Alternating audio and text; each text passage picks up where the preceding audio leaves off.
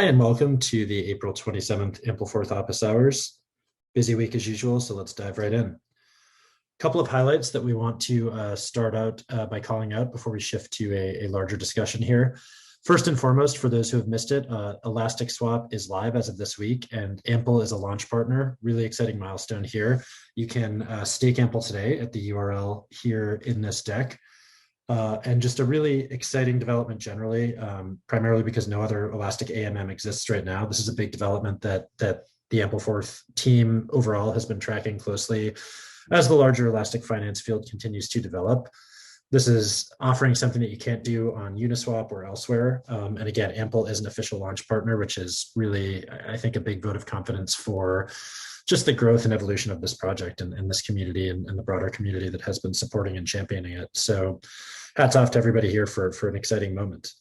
And it should be added currently on Avalanche only, and really a great testament to the continued momentum that Ample is seeing on Avalanche and the embrace that that community has given to Ampleforth. Next up, want to acknowledge the Fourth DAO Grants Committee proposal that was introduced by Jeremy, who is going to be joining, once we open up the floor today to share a bit more on the proposal and what it means, and to field questions from this group in the spirit of the decentralized governing body that is the Fourth DAO. And then finally, just one kind of fun update. As everybody here, I believe, is aware, there is an Ample-backed stablecoin coming, and its name is Spot. We're very excited as of today to share the design for Spot. And look out for a lot more on this front, including potentially some branded merchandise that I know Simon, among others, is very excited about. But really looking forward to rolling this out in a big way and seeing it as a bigger funnel to the Ampleforth community for anybody who wants to find a decentralized stablecoin that provides a viable hedge to the inflationary pressures that are hitting the US dollar and the many, many stablecoins that are, highly or partially reliant on it. With that, Simon, we'll turn it over to you and we can open up the floor for broader discussion. I think we should probably just hop right into it, unless Brandon, Nick, or Alvantan have anything. Maybe go through questions and then pop into some of the governance stuff. Yeah, Brandon? Sure, yeah, I don't have anything specific to talk about. Cool. I did see a couple questions in general. I don't know if you want to do that now or after Jeremy. Let's do it. Let's do it now, I think. That way we can kind of roll through and keep things segmented, maybe Ample specific stuff. There was a question I remember from Fiddlekins, and it was for an update on Benki or Benchy. I always fumble that one. I think it's Benchy, but I like to call it Benki. And I don't have any updates on that. I know they always take a look at TVL. I know that they were in the security auditing component. Brandon, do you have anything to share on progress as far as using Ample as a lending borrowing asset on their platform on Avalanche? Yeah, nothing specific right now. It's funny because they approached us about the partnership, and so the ball is pretty much in their court. Just yesterday, I was about to send them another update about the status updates of Ampleforth within the Avalanche ecosystem. So I'm hoping we can still keep moving forward. But right now, it's really just kind of waiting on them and what they want to do next. Totally. Hat tip again to Elastic Swap, because that's helped us, I think, considerably recently with more momentum on Avalanche. From what has been contributed, I think it was the two Ample pools that I think you linked out to, Brandon. There's been an increase in liquidity on Avalanche, and that's pretty exciting. Let's go through the questions. If you see any that you want to answer, Nick, Alvantan, feel free to just read them out. Otherwise, I'll try to dole them. BT by Truth said, question for office hours: how much does the team expect Spot to deviate from its price target? Will the deviations look similar to USDC, USDT, or potentially larger? I definitely want to kick that to you guys. Brandon, Alvantan. Sure, I'm happy to do that, unless Alvantan, if you have some thoughts first. I say go for it, and then I can add on. Sure, yeah. So I fully expect the deviation of Spot to its price target to be less than Ample's, because Spot is not backed by Ample directly, but by Ample and derivatives. So how closely it hews to the price target, I think we'll have to see in the marketplace. This is a mechanism that we haven't really seen implemented within the DeFi circles yet. So I think we can't really make any statements until we see it operate. But I think it will also depend on the nature and maturity of the markets, right? So if there is certain periods of stability, then there might just be much less deviation from the price target.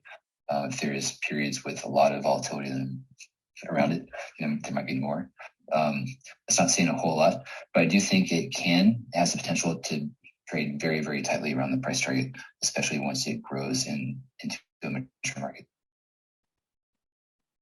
Yeah, I think, that's mostly right.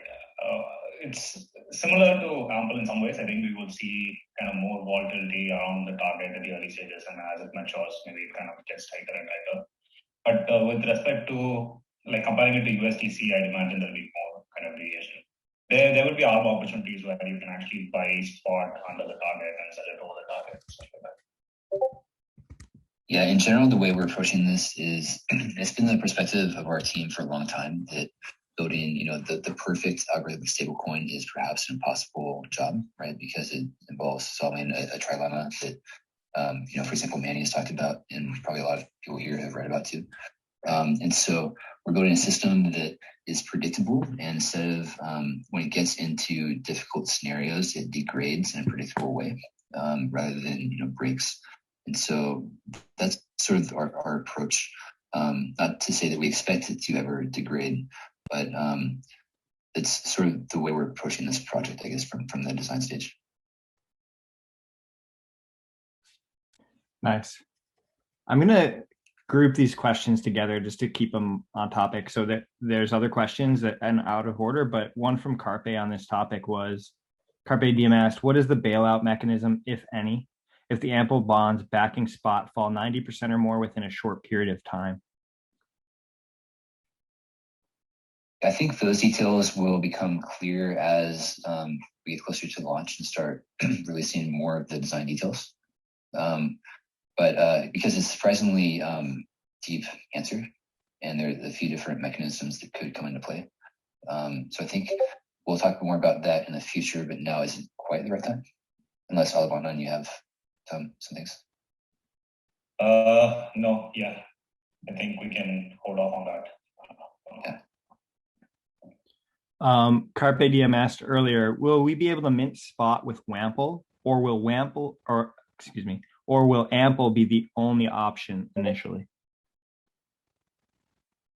The plan right now is only AMPL, although it should be easy enough to create a router that would automatically unwrap wrapped AMPL if there was desire for it. Yeah, I mean, if not, you would just need to go to the wrap UI, unwrap it, and then come to the spot UI and use stuff to mint. So you can still do it, but it's just this one extra step. Which, yeah, if there's demand for it, we can always kind of make the UI smoother. Yeah, I think about that a lot too. And just depending where WAMPL goes based on it being created to make integrations easier, I'd love one-click options where folks can just interface with whichever asset they have, AMPL, WAMPL, and just be able to go right into Spot if that's something that they wanted to do.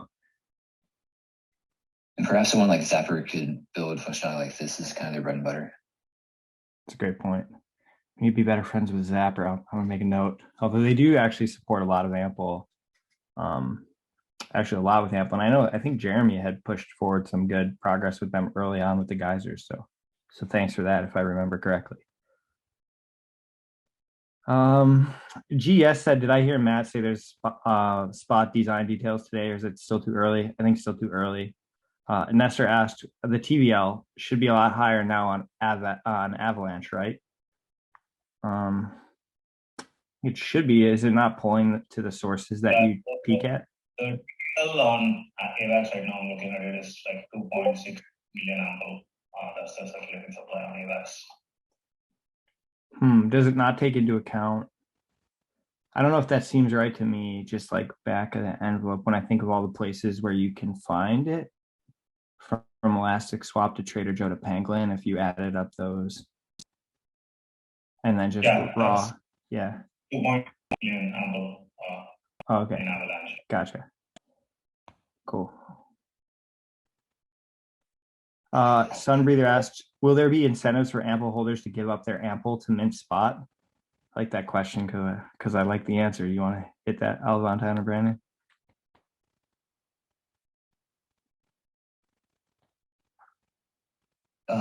So one interesting part about this is that you're able to mint spot without giving up very much exposure to the underlying AMPL. So it's not necessarily an either or situation. Of course, the dynamics of how we want to incentivize the usage of spot is, I think there's just more to come there also. Yeah, also, I think there's a natural incentive, right? Like, let's say you're an AMPL holder and you kind of want to borrow against AMPL. Minting spot is kind of a way for you to borrow against your AMPL holdings. And yeah, you can do stuff with the spot. So yeah, I think we will see like a lot of AMPL holders just minting spot without any incentives because it's kind of built in some way. Very cool. Merkle Plant, and I just saw Kenny join. Hey, Kenny. Merkle Plant asks, what does the team think about Kay Bambridge's proposal to lowering the on-chain voting threshold? What was the reasoning to set the threshold to 150,000 forth initially? And do you see any security concerns for lowering the threshold to 35,000 forth as proposed? Maybe if anyone wants to, maybe Brandon, if you want to add context, just the thresholds and stuff, and we can all kind of give our thoughts on how I feel about the proposal. Sure, definitely. Great question, Pascal. Thanks. And also, yeah, shout out to Kate Bainbridge for the proposal too. I think that proposal does a great job of highlighting the both benefits and risks of lowering the proposal threshold. So read that if you haven't yet. When the system was launched, it was launched with fairly conservative parameters because we wanted to make sure that the system remained safe while we had a chance to learn more about the fourth ecosystem and how it interacted with AMPL. So the parameters we launched with were in line with the parameters that other notable projects like Comp launched with as well. And there was always understanding that as time went on and as we learned more about the systems and the nature of fourth holders and its operations, we could slowly start to dial those back. Now that we've seen a few iterations of governance, I think now is a great time because we've learned a lot from seeing the types of interactions. So yeah, I think Kate Bainbridge's proposal about lowering the proposal threshold is a good one. I think now is a good time for it, and I think it's moving in the right direction. I wonder if his proposed value might even be a little high at the moment. But yeah, I think I'm supportive of it. Yeah, I'll give my thoughts then, Nick, and Alvantan, you guys can as well. I definitely don't want to block good from proposals from making it forward just because people haven't accrued a certain amount of fourth. And obviously they could do it via delegation and other means, but I definitely like good ideas to surface no matter what. If you consider the security concerns and the trade-offs that Brandon and Kenny mentioned, I think it's okay because there's a whole process involved. So yeah, I want to see all the best proposals personally. And I think this helps in order to do that. Yeah, I think this is a step that allows it makes it easier for smaller groups of community members to get together to form a proposal. And so I think that's absolutely a good thing. And the security risks are really just of seeing spam show up in the proposal queue on chain. And so the downside is just lost cost of gas for people having to vote down poorly formed or spam or troll proposals, which is not the end of the world if we see it, and we can always raise the threshold again higher if we chose to as a community. I think the second threshold associated with the quorum, that one has larger security considerations there, and so I think proposal should be safe enough to start lowering.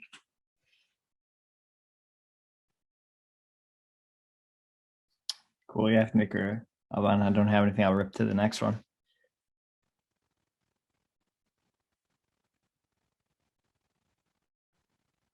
It will take a comment from Fiddlekins, not a question. Merkle Plant asked about multi-chain. If there exists different flavors of AMPL on each chain, e.g. AMPL secured by meter, will there be different flavors of spot too? For example, spot secured by meter? Potentially, yeah. So the way I view assets on other chains is that so if we consider Spot to be native of Ethereum mainnet, then if you bridge Spot to Avalanche, then it's secured by not just the Spot protocol, but also the bridge, right? So if there is another version of Spot that's bridged by a different bridge that has different security considerations than the other one, and so they should be considered two different assets. This is what we see already with tokens like BTC on Ethereum. So there's WBTC, which is created by BitGo, I think, and then there's Ren BTC, which is secured by the Ren miners, and then there's others like I think TBTC was one that existed for a while. And so since Spot is permissionless, any bridge provider could choose to bridge Spot, and so that would result in a new Spot flavor on that satellite chain. Nice. M1 asked when burn. I think the best answer to that is it's really at the discretion of Forth holders. There's a proposal out right now from Pete or Petey, I can't remember, I think Pete, and that's underway. So yeah, if that garners support, that's the will of the Forth holders, that's what will happen. And if it isn't, then it won't happen. Anything to add there? Yes, it's probably worth saying that when the claim period ended, 100% of the remaining tokens were gifted to the control of the community to do with as the community chose. And so the way the community decides what to do with those tokens is by governance actions, which is described in the governance procedures on the website. So totally. It's open for whatever the community decides to do. Agreed. I also think options are a powerful thing. So actually the community spurred up a Miro board, which I can try to maybe grab a link to after this call, or maybe Nestor, you can do it. If a burn is something that you think is a really good idea, maybe also compare that to other ideas. And the Miro board is a really great source of community sourced ideas to work through and consider. Thanks, GS, for posting that. Carpe Diem asked, are we expecting Spot to have trading pairs like USDC with multiple cryptos, BTC, ETH, etc., on exchanges when launched?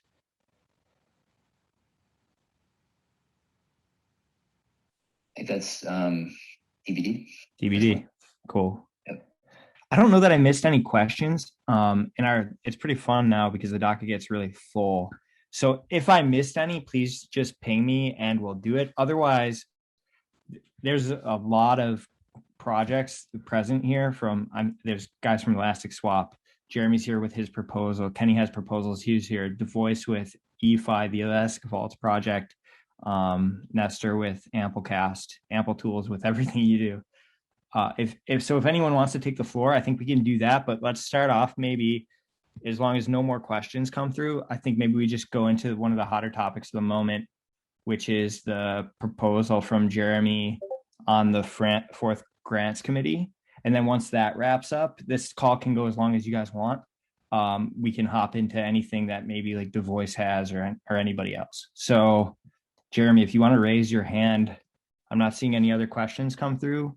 I say we get into it because it's super interesting and I'm thrilled with the conversation back and forth there. You're good to go, Jeremy? Ready to rock and roll. Cool. All right. Awesome. Yeah, no, thank you for having me. I appreciate it. You got it. I'll just give you the floor, and then if questions come up, you can monitor it. And yeah, it's on you, buddy. Go for it. Sweet. Well, again, thanks again for having me up here. I think it's been a blast since the proposal was initially floored, and I'll be lying to everyone here if I were to say that I'm not extremely impressed with the amount of feedback that this proposal has received and the amount of attention and effort and overall scrutiny that has been provided. So huge shout out before we dive into it. Huge shout out to Duck, Fiddlekins, and everyone else that's provided feedback. I mean, it's been of tremendous help and it's only improved the proposal overall. So shout out to you guys. With that said, let me just dive into the intention of submitting this proposal, and then we could field any questions that come about. So basically, a little introduction of myself for those who don't know.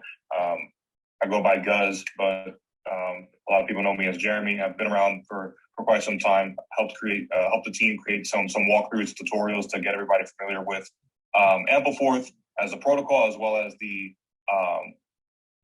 associated products that come with the protocol as well, and of course with governance. And being here in some time, the formation of the fourth DAO has been a highly anticipated event, and now we're here, right? And this is a huge topic of conversation. And I'll like to tip my cap to Hourglass because you guys are basically the precedent setters for this proposal, and I think that really got the wheels going on. How can we form and continue to support initiatives that want to build on top of Ampleforth Protocol, as well as utilizing these elastic mechanisms, right? And so huge shout out to Hourglass. And that's, again, on a high level perspective, that's exactly what the Fourth Grants program aims to do, is to continue supporting these types of initiatives, all the community members, and really get a more inclusive, community-owned initiative going to showcase what the Fourth DAO could really do as a collective, right? So before I continue ranting, I'll start fielding some questions if there are any, and then we can keep the conversation going. Let me see. Where can we see the chat in the general? Yeah, and most questions come through general, although maybe look over in governance as well. No, I think that there's not a ton of questions at the moment. Do you want to give, what might be interesting is where it stands right now. Obviously, it's been like you made the proposal and then there's been feedback, et cetera. If you want to just recap where it stands at the moment. Yes, yeah, great point. So basically what we're at is there's an ongoing vote or ongoing poll, I should say, to determine how we're going to structure the multi-sig, right? And let me actually pull that up to read off the options here. So basically, and again, this is a huge shout out to Fiddlekins for putting this together. There are three options here. We have option A.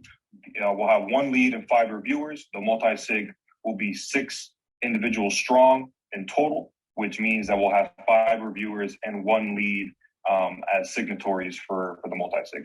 We have option B, which will have 1 lead and 6 reviewers, in which only the 6 reviewers will have signatory accessibility to the authorization, to the multi-sig. And then last, we have C, 1 lead, 5 reviewers. The multi-sig is just 5 reviewers. So that is an ongoing poll. If you go to the Fourth Community Grants Program proposal and scroll all the way down in the thread, you'll see it was posted by Fiddlekins. And as of right now, we have 10 votes. So I would love to see more people submitting their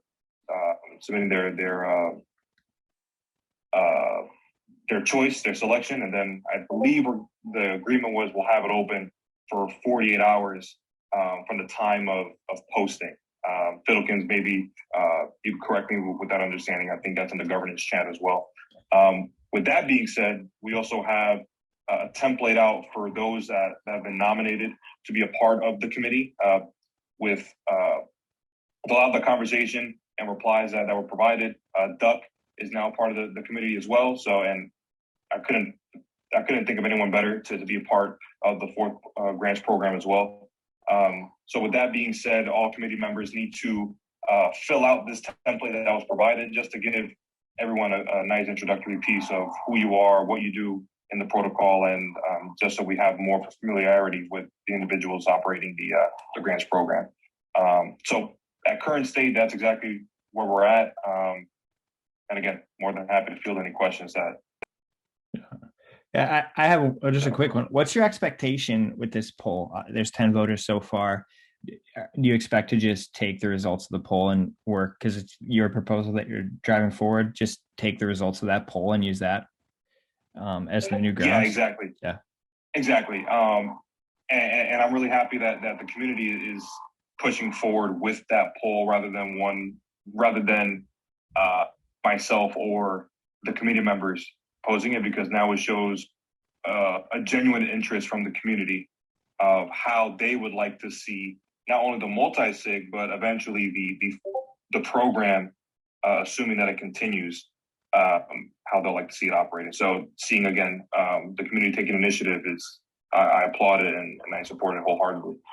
With that said, to answer the question, the outcome will ultimately determine how the multi-sig will operate. And I'm really excited to see what's the outcome. So Cool. let me see. Okay, is there any overview on next steps? Poll snapshot, committee members, a different snapshot for parameters. Yeah, as of right now, the poll will function as basically the sentiment check, right, to see how we'll like to implement that multi-sig threshold. Then from there, I need to update the proposal, add an addendum with all the amendments that we worked on, as shown in the replies throughout the proposal. And then from there, we'll review it one last time with the community. Maybe if I missed anything, or if the community believes that something else should be amended, then we'll explore whatever possibilities that may take us. And then after, let's assume it takes about one to 3 days after the update has been submitted, we'll escalate it to a snapshot vote, and then again let the community decide whether or not we'll roll out with this program. And then of course it'll escalate to an on-chain vote. Let me know if that answered your question, GS.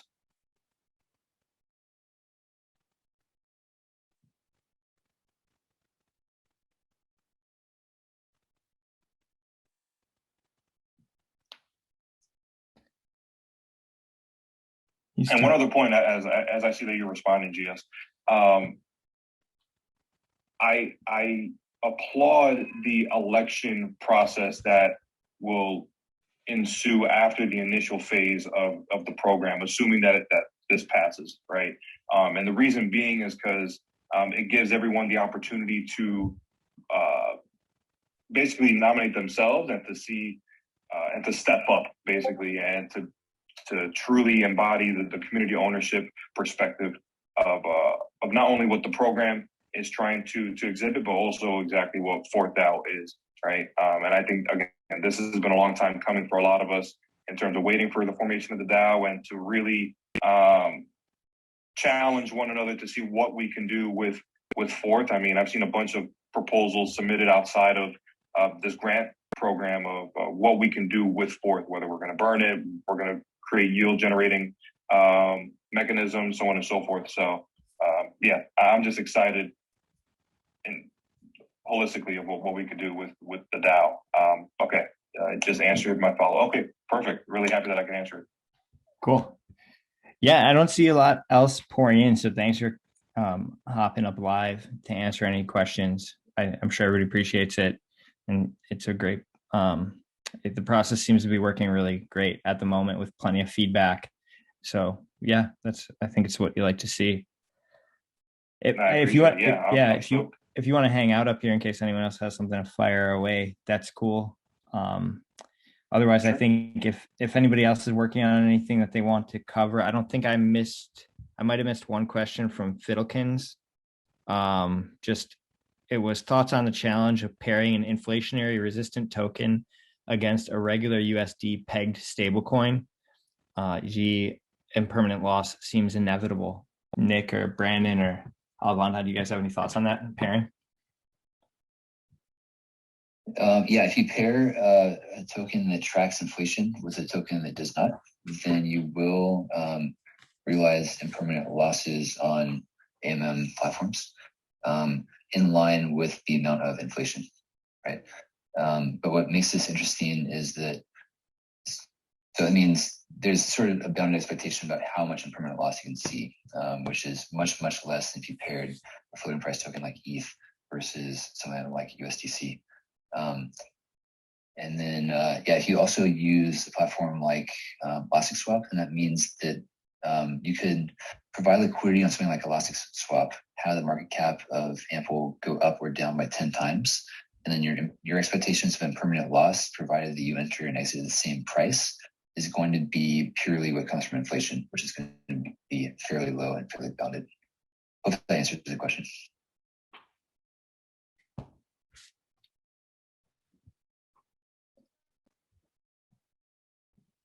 Yeah, I don't see a follow-up coming on that, or maybe there is. In the interim, if anyone has any of the projects that they're working on, and yep, sounds like it answered it.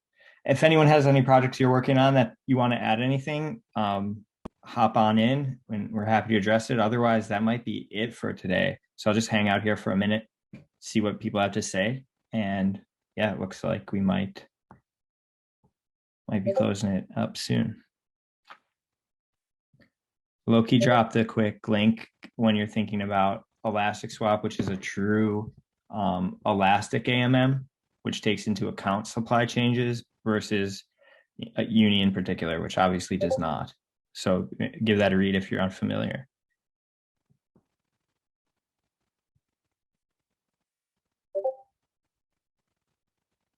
OX Bear asks, can you explain the governance process?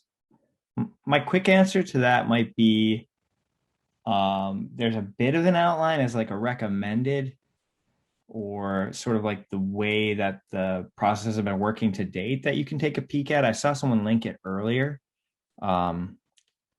Maybe that's the best reference. Brandon, do you have anything to add to that? Yeah, I think the old link was ampleforth.org/governance, had a really good high-level overview about the sort of expected process and flow of how governance goes from idea to implementation.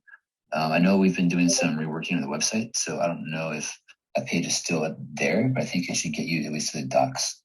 But from the highest level view, governance is the process of increasing consensus from the community. It starts off with very high level conversations on many different platforms, including Discord, Twitter, forums, and then it gets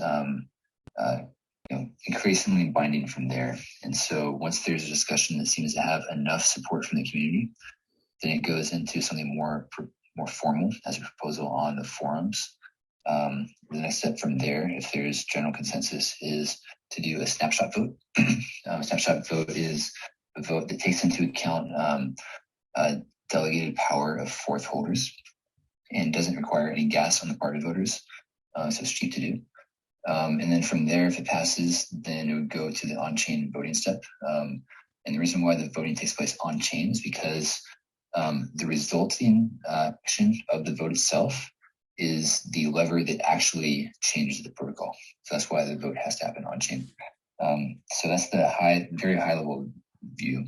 But of course, in practice, since people are involved in governance, it can take many different courses. But the ultimate step has to be the on-chain vote for any impact on-chain to occur. Yeah, very cool. And one of the coolest things right now is there's been a huge breath of life into the fourth governance. I'd just say overall, with the funding of the fourth DAO, you can look at proposals that have already taken place all the way through completion and implementation, and you can see how those went. There are a lot that are currently in process.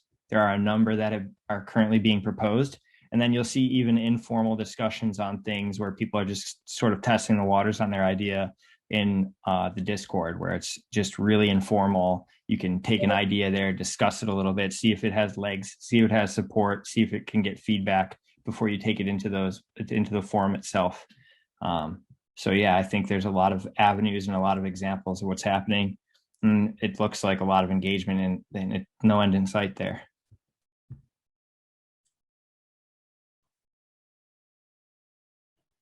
Looks like a couple more questions and then we can wrap it up. Ersen says, why not an odd number? All reviewers have to be in accord. That might be for you, Jeremy. I'm not sure I follow.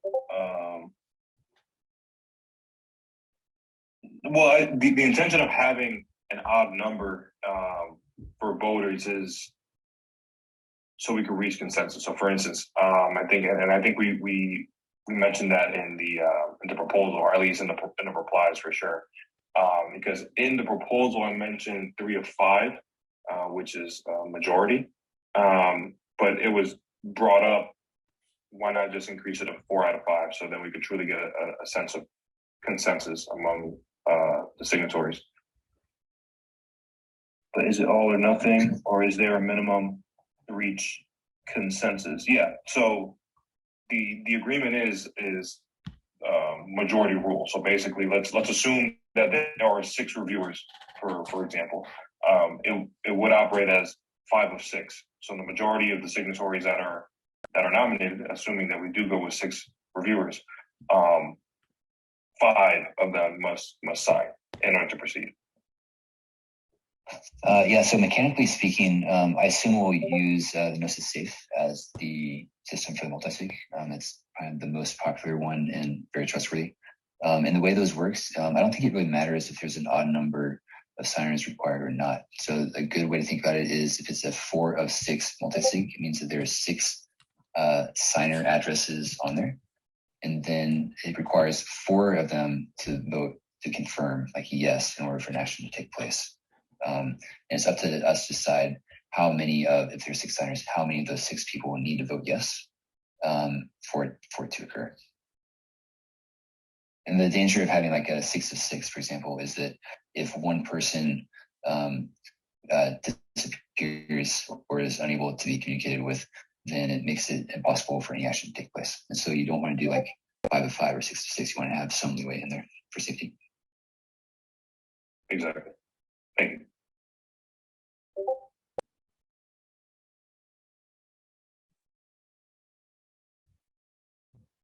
Cool.